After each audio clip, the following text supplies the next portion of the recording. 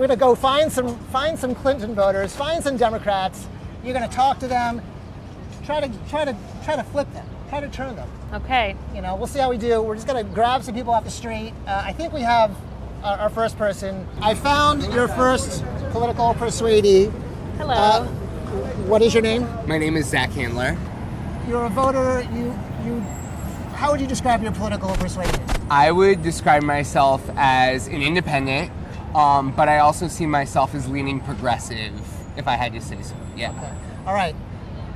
Shella, here's your first persuadee. I want you to try. Shella is going to try and talk to you about politics and see if she can't change your mind.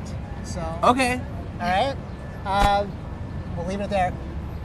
Have fun, guys. Thanks. We're gonna have fun. Cool.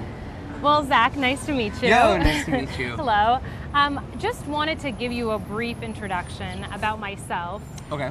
I am an immigrant from the former Soviet Union. So I'm an immigrant, I'm a woman, I'm Jewish, tons of minority boxes that I fit into, and yet I am still a Republican. And I think that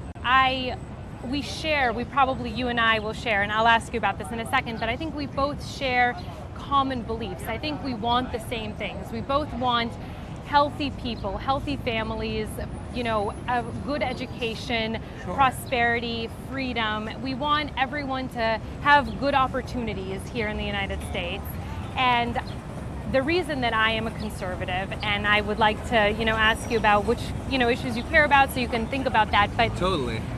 The reason that I'm a conservative is because I think that the way that the Republican Party handles all those issues and all those concerns is just the more efficient and correct way. Like, it's more a matter of means than it is that you and I have different beliefs. But with all of that said, I wanted to ask you, why is it that you believe that you lean more to the progressive side? What issues do you care about? Well, first off, let me say I totally hold space to the fact that you say that you're conservative and that's you, and that you tick these boxes as being a minority and you still feel like it's cool to be conservative, because I think that's totally awesome. I think you should be your authentic self. And I think for me, my authentic self is being an independent voter.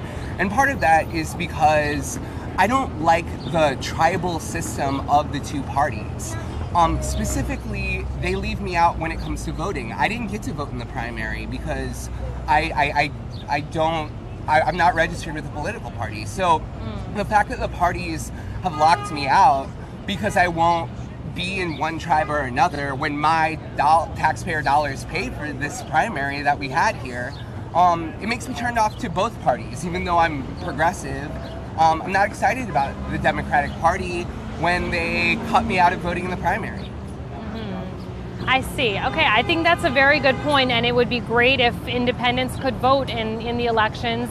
I think what the parties are concerned with, and I'm not sure even which position I would take on it, but Okay. with regards to your point, but I think what the parties are concerned with is that they want the best candidate for their party that represents the people that have allegiance to it and that believe in those causes. Totally. And beyond that, once those candidates are chosen, they obviously open the election up to everyone else so that people can then choose between the two candidates. But in terms of choosing who best represents the values of that party, that's why they kind of close it off. Now, I'm not sure I agree or disagree with that. I haven't actually thought it through, but I think I've thought it through a lot, and especially as an independent voter, because we're completely cut out of having a say. You know, I paid a lot of attention to this primary season, and I didn't get my voice wasn't heard. It didn't matter. The other thing is this too, is it's like, if the parties want to have their own primaries, then pay for them with your own money. Taxpayer dollars go to fund these primaries.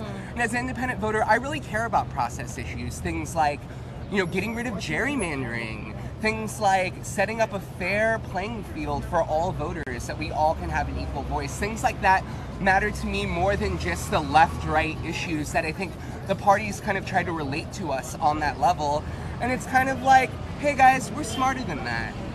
So I think you brought up an interesting point about not having to have the taxpayers pay for these primary elections. Yeah. So it's interesting because a lot of people on the left support McCain-Feingold, which is an election reform type of bill or law that was passed where they support the idea that the government would pay for elections instead of individual contributions. They don't like the idea of people individually or corporations giving money. Yes. So how do you reconcile those two ideas where, Right. on one hand you don't want, the government paying for primary elections, Right. and on the other hand you do want them to pay, or maybe you don't support McCain-Feingold, but I'm just curious what your thoughts on. I hear what you're saying. I mean, we have a public financing system here in New York, to my knowledge, and it's a completely closed system. If you don't let all voters participate, if you're not going to let me participate because I'm independent, I have a problem with that. And